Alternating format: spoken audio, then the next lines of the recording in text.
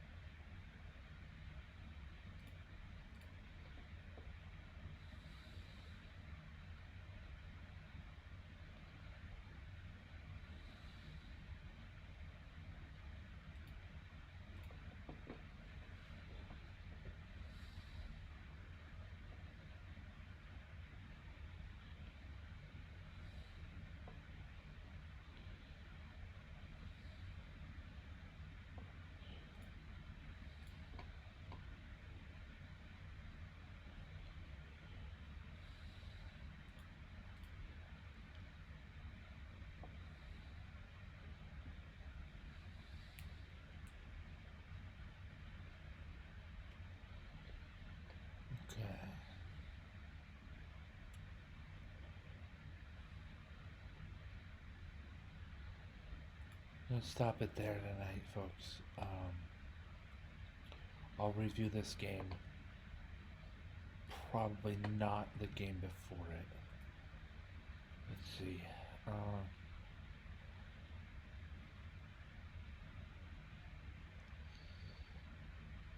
It's this game. I'll review this most recent game with the computer. The computer is also reviewing the game. Does that show up if I highlight that? Oh, it did, but then the moment... Wait, what? It disappears. Oh, that's weird. Interesting. Alright,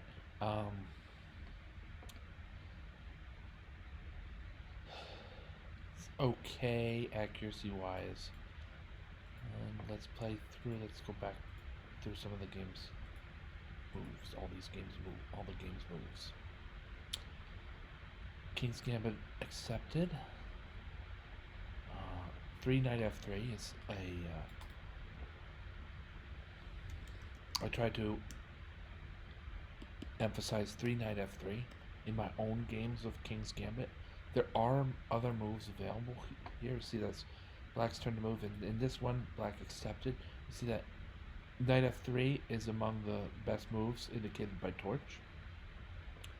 And that's true also if, let's say, Black declines with knight c6, then knight f3 is still a great move.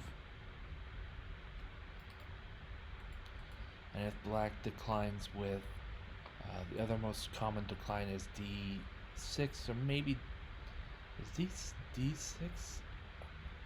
Oh, that's d5. Yeah, this is one of the lines Torch emphasizes, and we see that knight f3 is again a great move for white here. I've seen in practice though, ahead of d6, I've seen bishop c5, and I've seen pawn d6 instead of d5. d5 is its own, I think it's called the Alabama counter gambit. Is that right?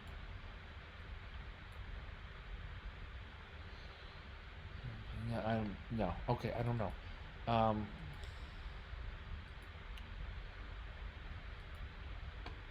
So if d6, then we'll find it here.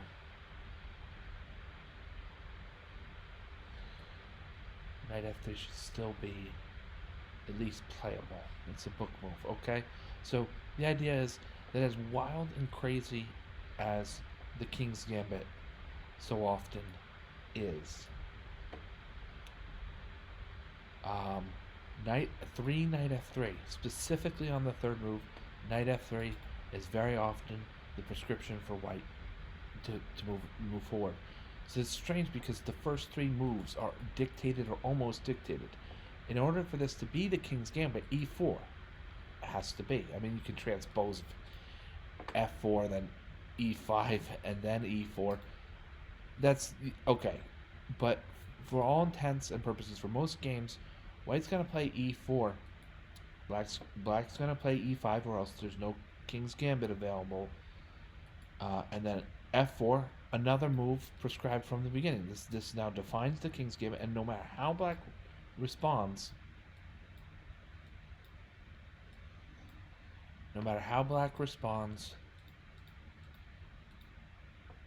white is going knight f3 in my games, or in many people's games. Knight f3 is the move here. So these first three moves, each and every, all the way back at the starting position, are almost prescribed before the action starts. So e4, f4, knight f3. But, keep your thinking hats on too, so to speak. So, knight f6, and I chose d4. It was not the best move, so we'll see what Torch suggests here. This is an opening that computer chess will be very helpful. That they'll know what to do here. Knight c3, e5, d3, and bishop c4 are all recommended. To be sure, knight c3 is actually, I'll say, it's a little bit slow for my taste. For the King's Gambit, you want to be able to play c3 like with tempo, as we saw in the game. But bishop c4 hits my bishop c4 rings a bell with me, and I'd like to do that before d3, so d3's off the map here. c3 is c3 indicated? No, c3 is not indicated. I don't know how that got there. I probably put it there, just not, you know, for whatever reason. e5 is nice. I like that, making a target out of the f6 knight right off the bat there.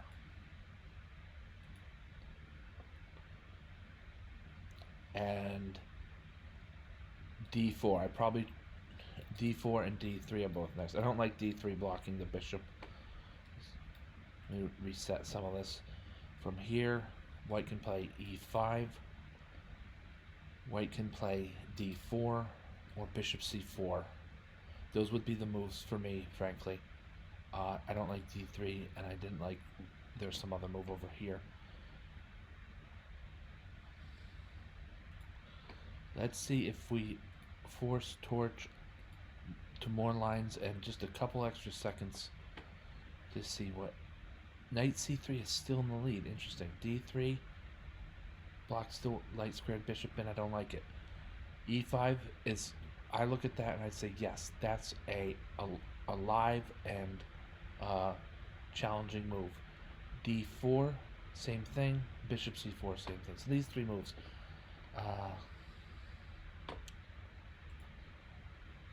I played d4 in this example, in this particular game.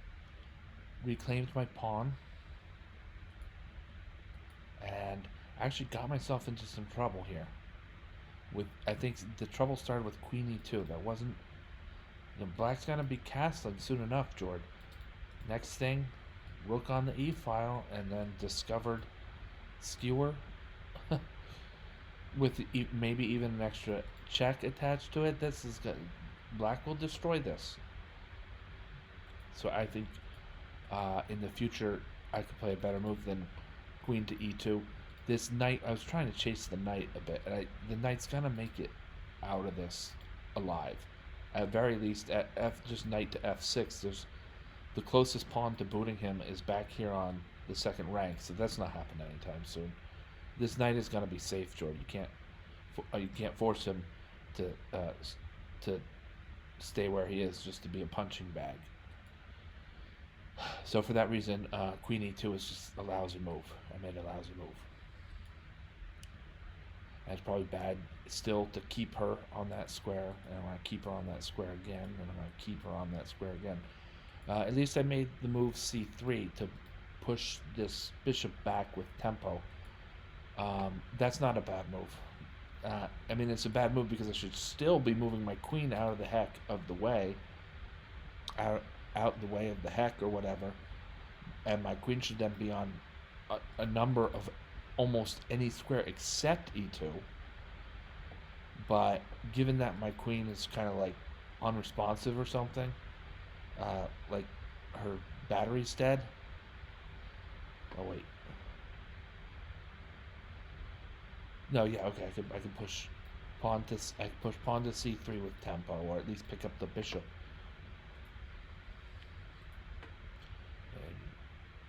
And some of the tactics in here get confused by these blocks, and this bishop is hanging. So you got to calculate certain lines where the bishop is captured by the c3 pawn. You got to calculate certain lines where the bishop makes it back to safety, but then very complicated. Tactically, this almost the whole chessboard here is quite complicated, with the pin going through the bishop and the king, with there being a block, but can only really be blocked to the tune of one pawn picking off a minor piece, and I've got other minor pieces. I got a pawn that can block it.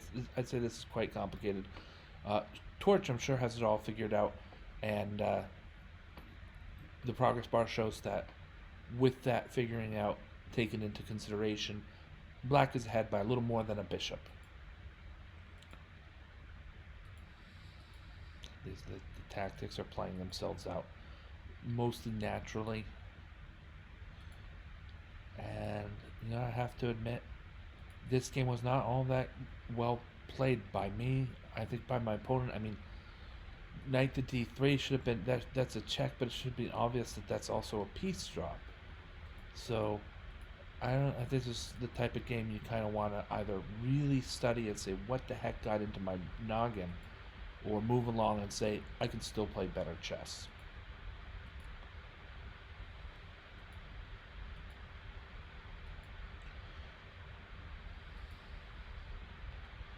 At this point in the game, I was starting to feel a little bit better about my position. I have the extra pawn of material. I've got good development for all my minor pieces. The rooks are also a very certain part of the game. My king is. You would think my king was unsafe, but there's no dark squared bishop or queen to levy a check along the dark square diagonal from g1 to a7.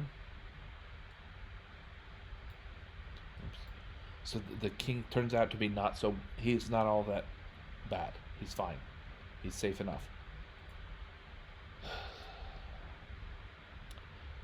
b5.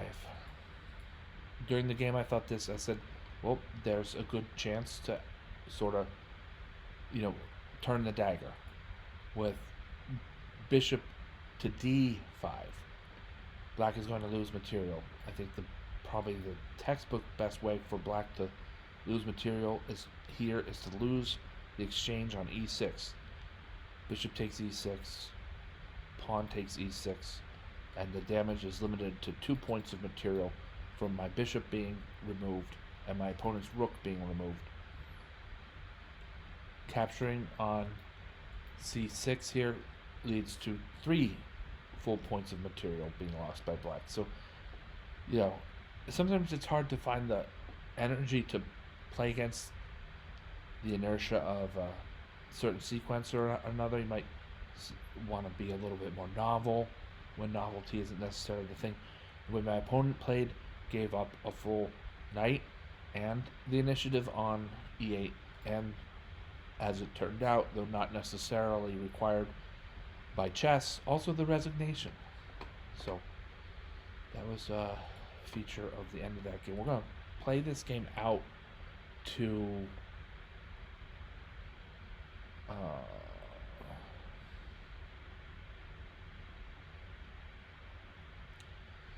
checkmate. That's what they call it. We're going to play this game out to checkmate, and then possibly analyze a little bit more from the 22nd move on, and that'll be it for this session. So just so you know what I'm planning on moving forward. So we're now playing the computer on maximum, not our human opponent, but instead a chess playing computer playing on a very strong level, very high level.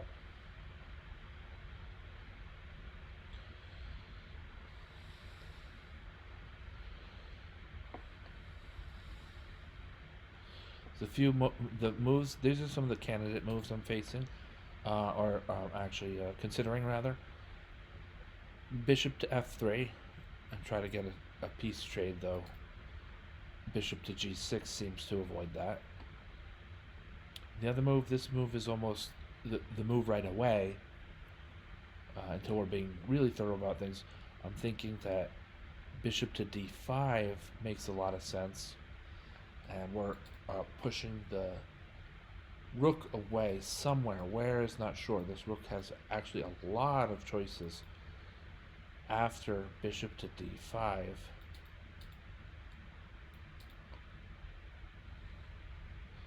I like bishop to d5. Let's see if this turns out to be a mistake. Yeah, so here the computer's response indicates that maybe black didn't have anything better than giving up the exchange on e6.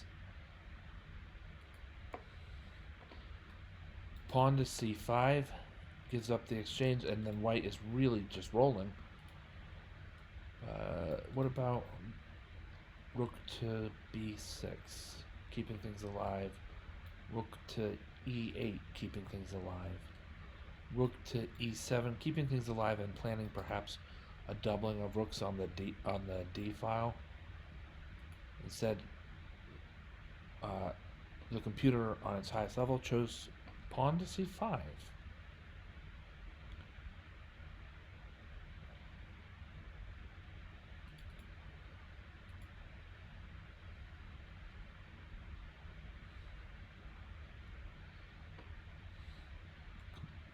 Rook to G6 might have been a good move. Rook to H6. Maybe the rook is getting lost in the shuffle here, but a lot moves better than pawn to C5. Let's try forcing. We're gonna force rook E7. No, computer doesn't like that. How about rook E8? Okay, rook E8 is best. Back in the world of sensible chess, but I think rook E8. The computer initially rejected this because of pawn to E6, and after there's some exchange of pieces here, or pawns, or whatever, and things are looking fine here.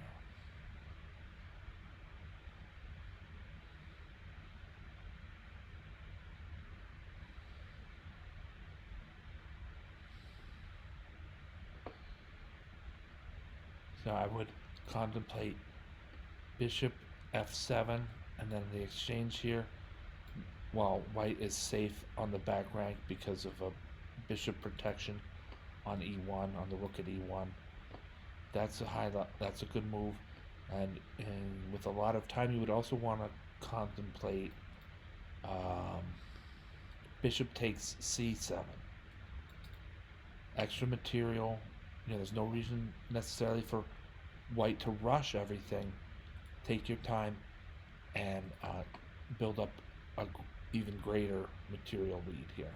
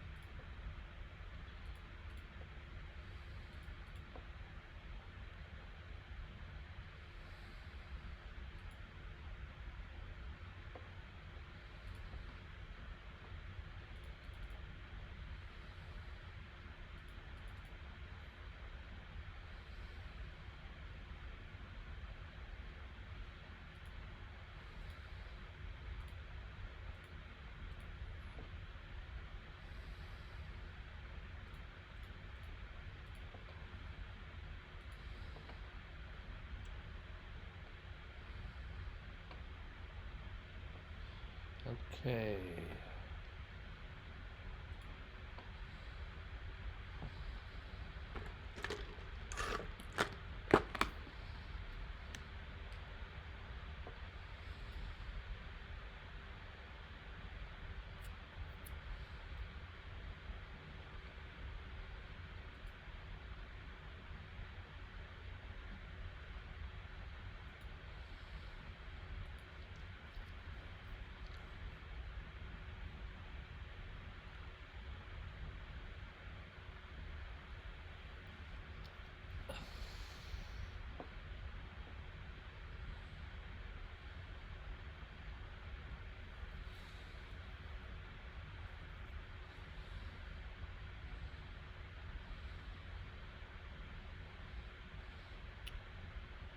All right. So we see with the uh, ending played out all the way that the game is now more accurate, as should be the case. Things are working well. Things are working well. All right, folks. We'll let this game play out in the background here, but I think for tonight that's going to be the entirety of our broadcast.